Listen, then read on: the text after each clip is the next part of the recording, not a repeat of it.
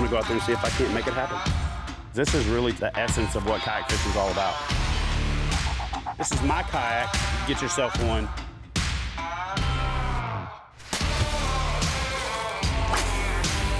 There he is. Yeah! Look at that tank! Fish on!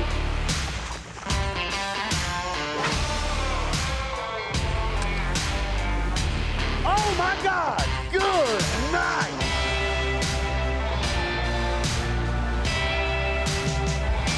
Oh yeah!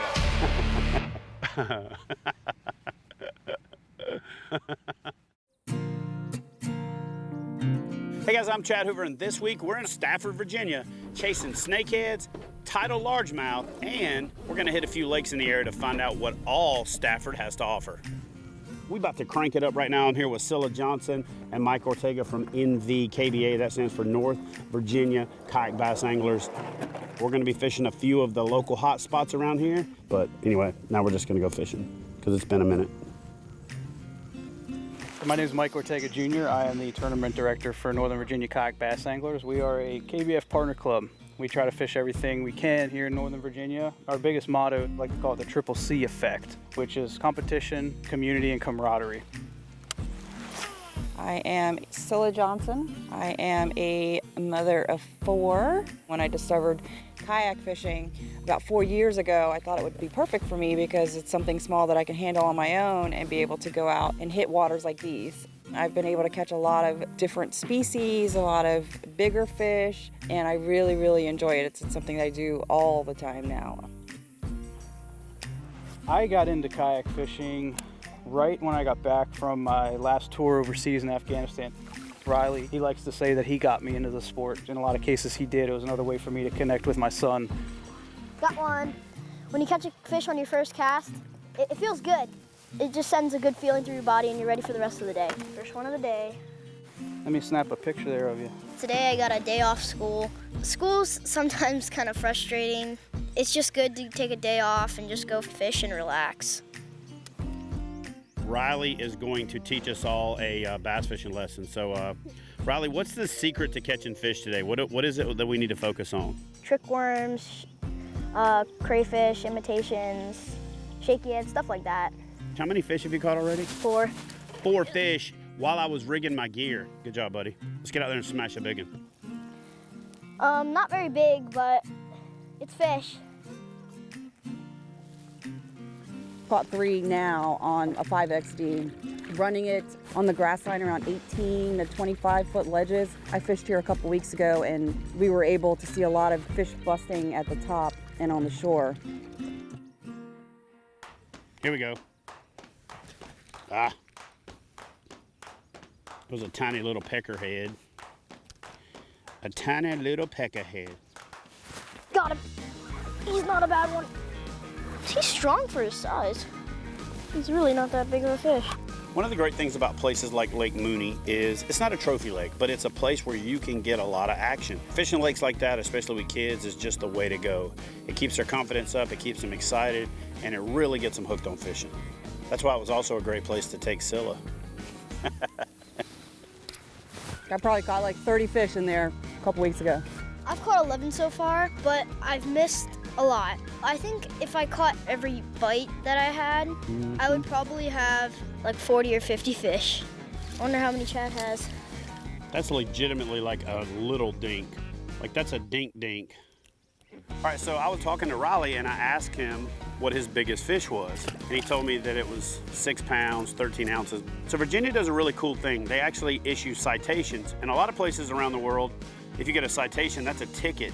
But what's cool about this young man is he actually has a citation of his biggest fish, and that's what it looks like right there. Does this look cool on the wall next to your dad's citations? He didn't have any. So you legitimately are out here teaching your dad how to fish. So, true story. Finally starting to build up some confidence today. Ended up catching decent, measurable fish, and sure enough, I look back and Riley's already pulling like 2 more in on top of me. Riley, how big is it? Like 12 inches. Supposed to slow down a little bit. Let me catch up. I don't think so. Come on now. Aren't you supposed to be in school? Number 7. You know, it really made for great TV having Riley along, especially since he kept up with the number of fish that he caught. Number 10. The question I have is, though, does he do that every time he's going fishing? And is he kind of really rubbing it in his dad's face? That's number 13. How many fish have you caught? Not as much as you. I didn't realize I had one. Okay, guys, we'll be right back with more Riley kayak bass fishing action after this commercial break. I would never think to be on television. Chad Hoover Fishing is brought to you by Fish USA, America's tackle shop. Nines, polarized, perfected. Yamamoto baits, because what you fish matters. NRS, makers of the Chinook and Chinook PFDs for kayak fishing. Bonafide kayaks, stability, agility, ultimate fishability. Kayak bass fishing, kayak anglers' premier resource.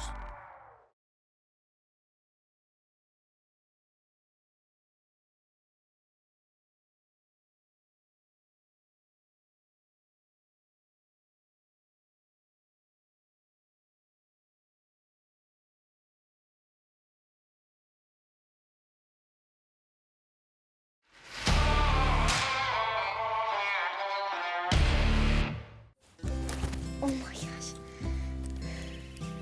This is insane. I feel like I'm gonna miss every fish.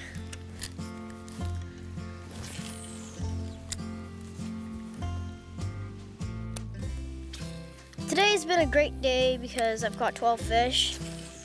I mean, I could have had better because I missed about like 13 to 14 fish. I probably could have had 30 to 40 today. That's why it was, an okay day. Well, missing a fish is very disappointing to me because you feel like, hey, like I'm gonna catch a fish, like this is about to go down. And then as soon as you set that hook, there's nothing there. Oh, there he is. All right, I'm gonna let him eat it this time. I can't, I literally, I can't do this. This crazy fish. you know, one of the biggest characteristics or things that you have to consistently catch fish is confidence. And everybody's got their little thing that they do that helps them be more confident. And it's interesting to see the things that kids come up with. In fact, while fishing with Riley, I observed him doing this thing that he calls the pin tap. So I hold my rod like this, kind of like you would hold a pencil, just because it gives your lure a very nice action. I know some people hold it like this. I hold it like that when I'm reeling in the fish. This gives it a good action, but sometimes you overdose it. But this, you can just, with the flick of the wrist, like, it's really nice.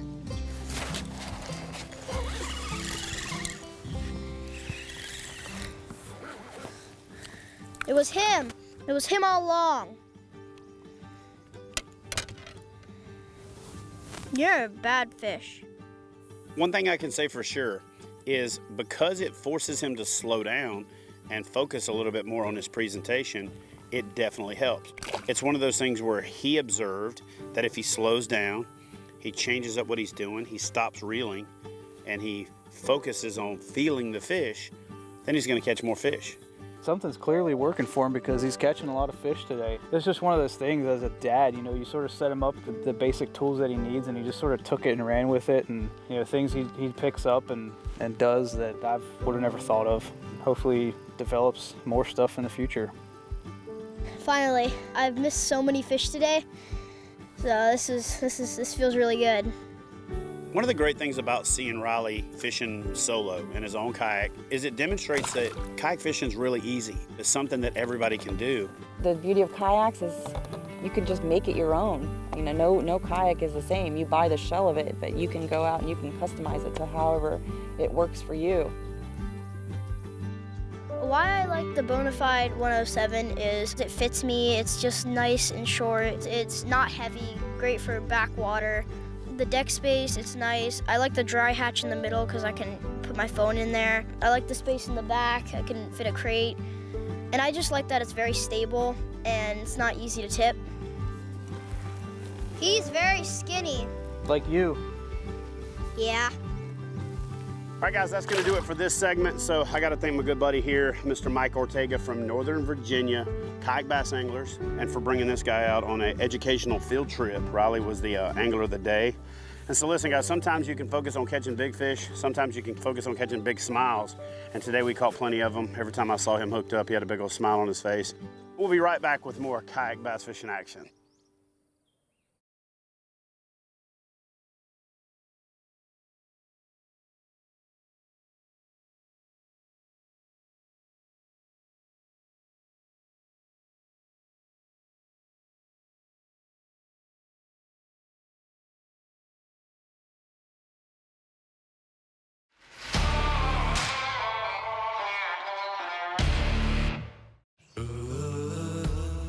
All right, guys, so listen, we're off the side of the road, just outside of Stafford, Virginia. We're near Quantico. That's about as much information as we're gonna give you because places like this, you gotta find yourself. You guys know Scylla, but if we're gonna go snakehead hunting, why not get the snakehead hunter to go with you? So I've never caught a snakehead, especially a northern snakehead. I've caught bowfin in the south, which is like some kind of cousin or something, but this is a meaner, more aggressive, harder fighting version of that fish, which is crazy. But we're gonna get out there and see if we can't find one. Are they in this area year round, except when it gets so cold that they bury up? Yeah. Has the state of Virginia backed off on like trying to eradicate them? Yeah, they're slowly backing off of it. Before, they didn't want you to release them back. Yeah, I mean, it was like you would get fined if you released them back. So northern snakehead are a species that was first identified in May 2004, and since that time, they've really just flourished. Obviously, it's an invasive fish, but so are blue cats and so are largemouth bass, and they just make their home and they adapt to our ecosystem, and they thought that it was really destructive to our ecosystem. And they've been doing studies and determined after all this time now that they are not any danger to our ecosystem any more than any other species is here.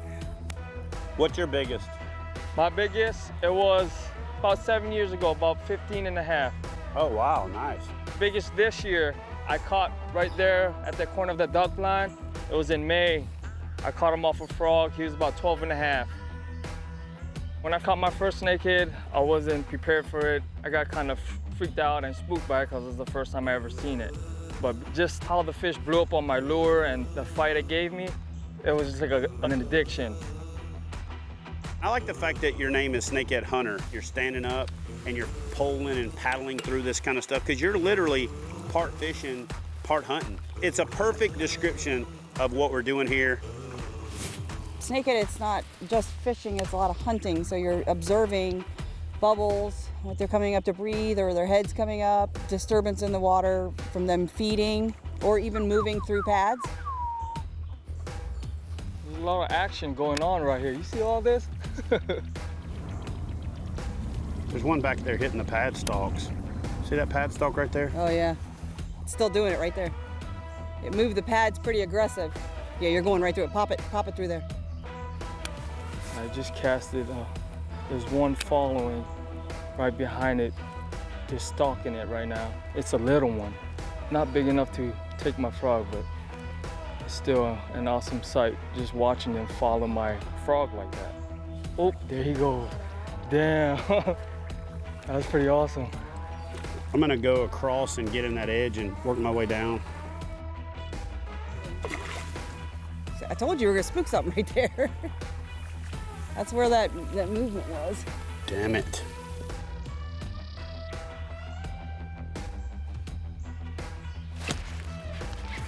Going. Elmer, did you get one?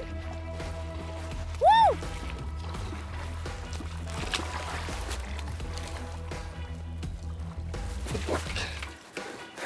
And that's how you do it, guys. And one thing about these fish, they like to thrash around. That's why typically a good landing net, a big one, will be perfect. That way you don't lose your catch or lose the fish. Here's a Northern Virginia snakehead for y'all. Very nice. 3-4 pounder. So females are more tend to have lighter colors and their patterns stick out more. They put off this big slime coat also, which is a defense mechanism. Real slimy is almost just like catfish, the slime on the catfish. Guys, mission accomplished. If you want to catch a snakehead, you call a guy whose name is Snakehead Hunter.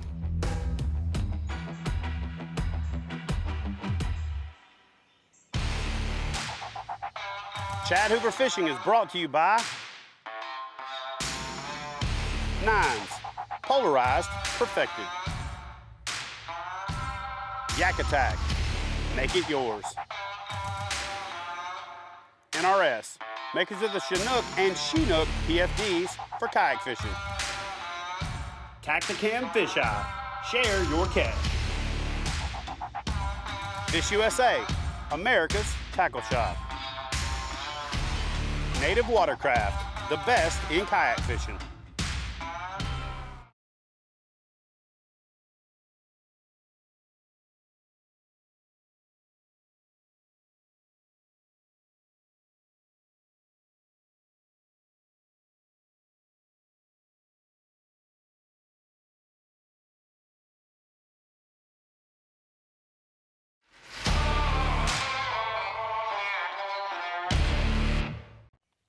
Hey guys, welcome back. Before we head back out on the water, I want to talk to you about my Nines polarized sunglasses. So polarized sunglasses are essential equipment for shallow water fishing, but more importantly, they also protect your eyes from flying hooks on missed hook sets, pokes in the eyes from tree limbs when you're going through the woods.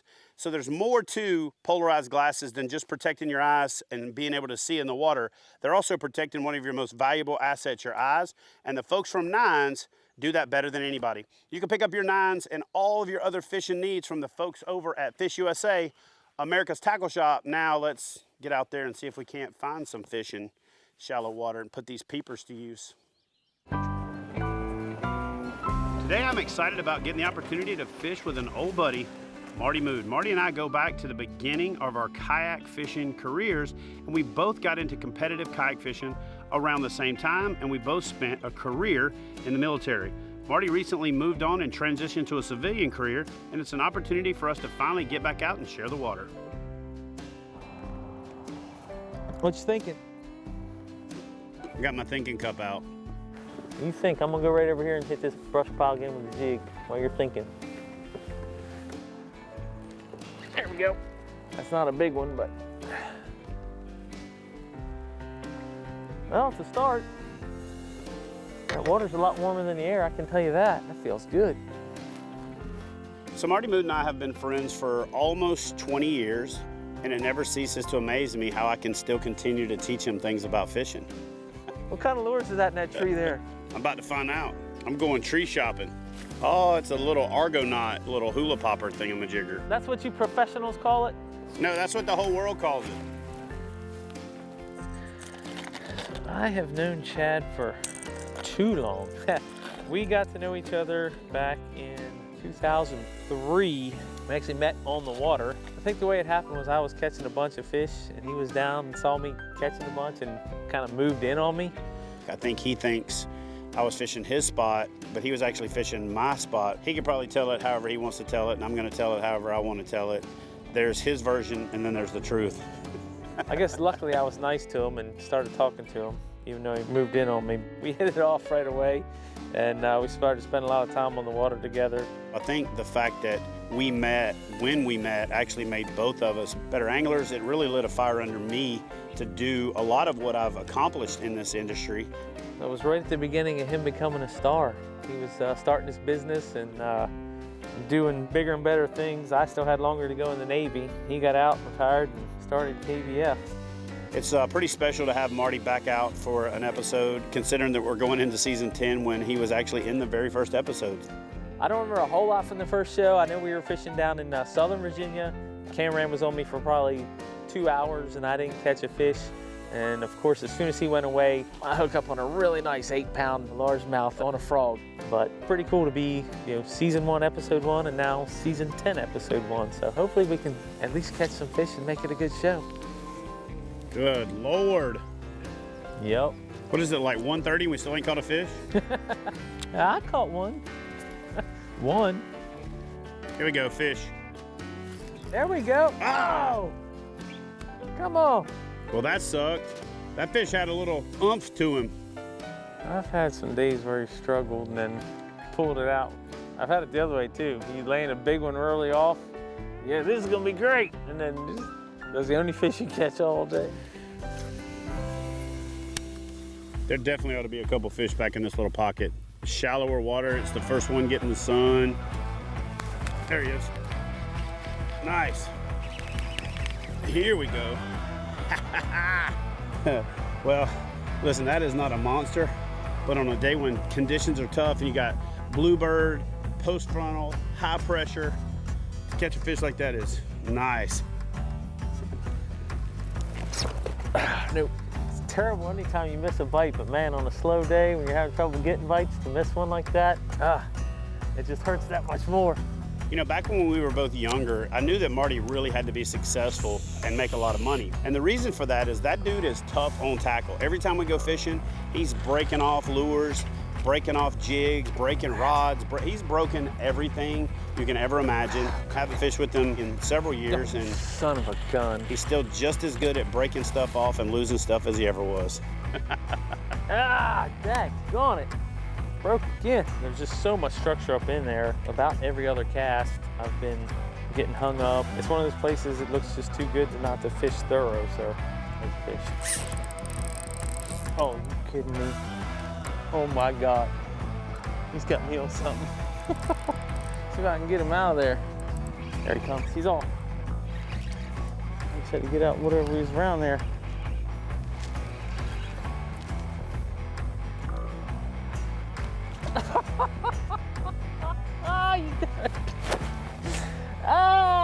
Shoot. They just don't want to come in this boat today. As we roll into our 10th season of filming the show, one of the things that I've really figured out is I love fish towns. I love going to places where the town is almost synonymous with fishing, but I also like finding those fish towns where the name isn't synonymous with fishing, but it really is a fish town. And so for me, I think that Stafford County, Virginia is a fish town. So whether you're fishing any of the many reservoirs around it, you're fishing the Potomac, you're fishing some of the creeks in the area, if you're looking for a fish town, put Stafford, Virginia on that list.